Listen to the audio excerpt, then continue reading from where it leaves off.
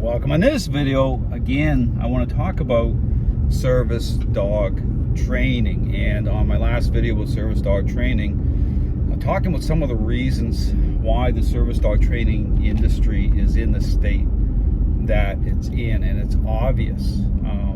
It's a mess. And so again, talking about, a real standard by way of a intentional interaction-based method, which aligns the perceptions of a dog onto the owner, okay, the right way. So again, when I'm doing service dog training, there's a sequence I'm going through as I'm advancing towards a real standard. Now, on this video, I want to talk about one of the ways to tell, okay, that a dog is in a possessive state with their owner by way of service dog training. Again, you see a lot of dogs out there with individuals that are in a possessive state. Now, again, one of the ways to tell is the inability to perform a specific task. And when I'm referring to a physical task, by way of a couple examples of that, it represents picking up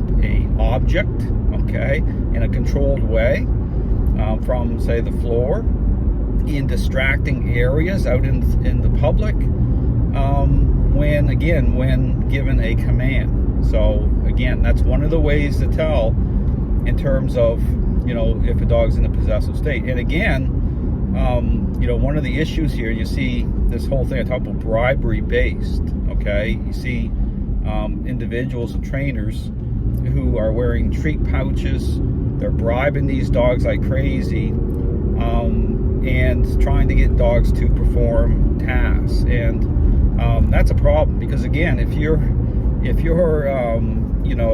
needing a dog to pick up objects and you have physical challenges, imagine trying to fumble with treats and use treats, but then that's another indicator that you're not in a good place with the dog.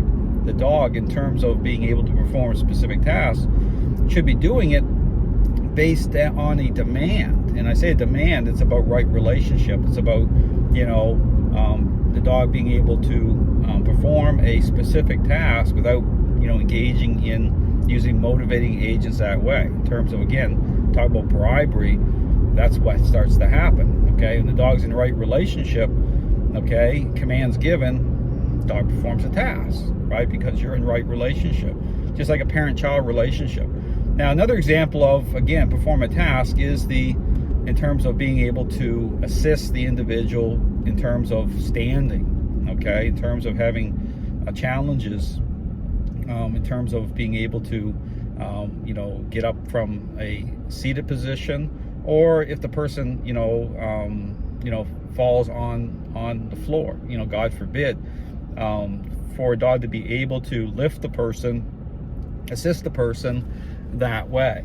So again, when I talk about, a way to tell, okay, it's the, when you talk about, focus, and this is the thing in terms of, specific focus. And again, I even draw into, again, the parenting example. Again, just, if you think about a very selfish child, and you're as a parent are putting a demand on them to perform a certain task, you're going to see that usually the task isn't going to get done, okay? They're focused on what they want, okay, on themselves, okay? It's not about, having focus or having, in terms of right relationship, in terms of, having that focus being generated that way. Okay, it's about, I'll do what I want to do. And so when you transfer this over in terms of dogs and social animals, this is where you get this whole thing about, and you hear this word language being used by those who identify as, say, force-free, dog behavioralists. And the term is, fixed action patterns. Okay, and what that refers to is that it's kind of a cop-out where those who align themselves with this idea of things, and so these dogs are still holding control, they're still in a possessive state. A squirrel comes out, and they're basically saying, well, based on the dog's, naturalistic predatory drive, there's no way to overcome that. You just have to accept that. So you're going to have moments where the dog is just, going to be out of control at times, and, that's just the way it is. Well, no, that's the cop-out part, okay, when you're aligned with a method or an idea of things, which opens the door up for a dog to continuing to gain control or hold control in the relationship. Because again, influence isn't part of the equation. Okay, the spotlight isn't on the owner the right way, and so you're going to again, you're not going to be able to overcome or get to a place where you're going to generate that type of focus. It's not going to align properly. Again, just like a parent-child relationship, you try to get a selfish child to do certain things, forget it. Okay, you're going to be in conflict. Okay, it's not going to work out. It's no different. Okay, you know, the focus isn't going to be there. So again, you get these dogs out in the public, and you know, beyond just being in a possessive state, you're not going to see them performing tasks that way. And then, you know, if it's a bribery-based kind of method, you're going to see them just trying to really haul the treats out, getting this dog almost like, you know, negotiating and like begging the dog to do it. But it's no different than negotiating with a selfish child, like begging them, like, because it's permissive. Okay, it's like, and then trying to use that to say, well, look, there you go. It's, you know, the child's, you know, gets along great with their peers because I negotiate bribed, you know, this, you know, I kind of reshuffled the situation. I quarterbacked it through, you know, permissive parenting. That's not the criteria. So all to say is understand what's happening here. I talk about a real standard in the dog training world. I'm talking about, you know, a method that's going to align the perception of dogs properly. So you don't use treats, not using motivating agents that way, because again, that's inherent to a problem. You're out in the public, you need help getting off the floor, or say picking up an object, the dog is going to do it. Okay, the dog is going to be, because that focus has been generated. Okay, because you're in right relationship. It's like the dog's an extension of you.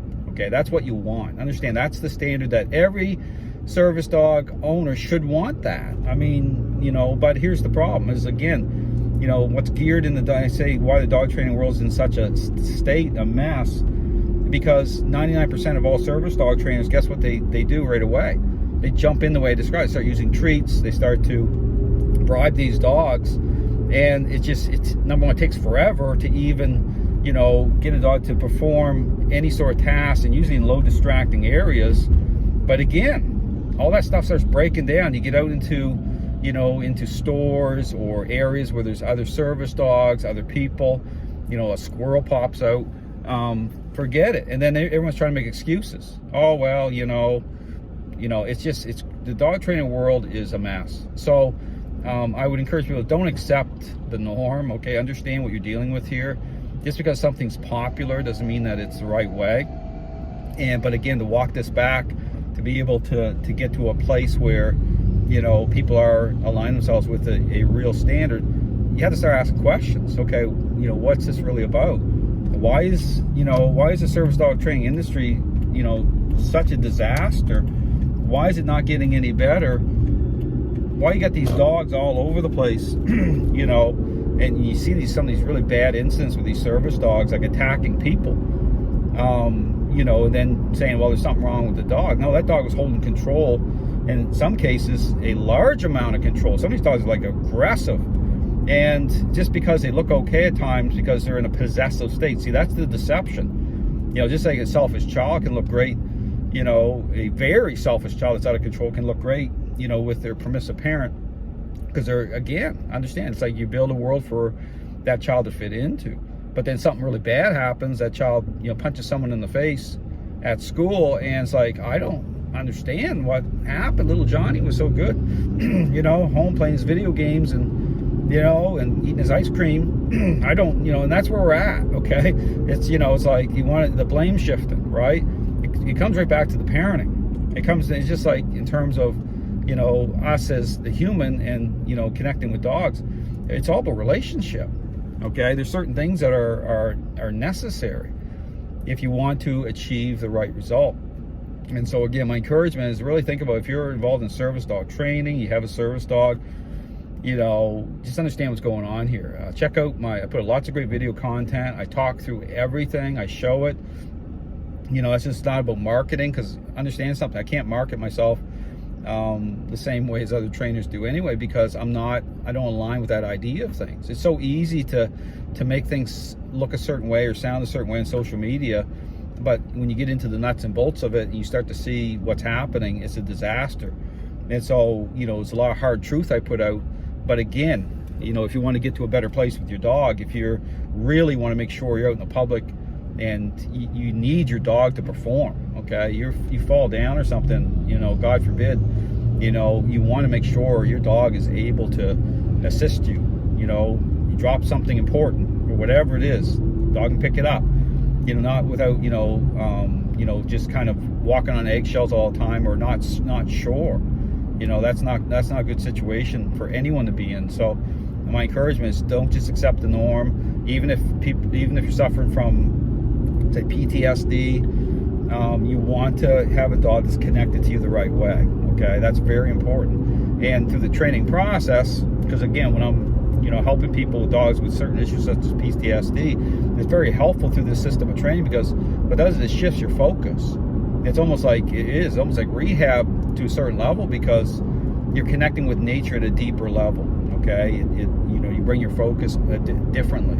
So it's really good that way. So again, my encouragement, if you have any questions about service dog training, contact me. I'd be more than happy to help you out. Thanks for watching.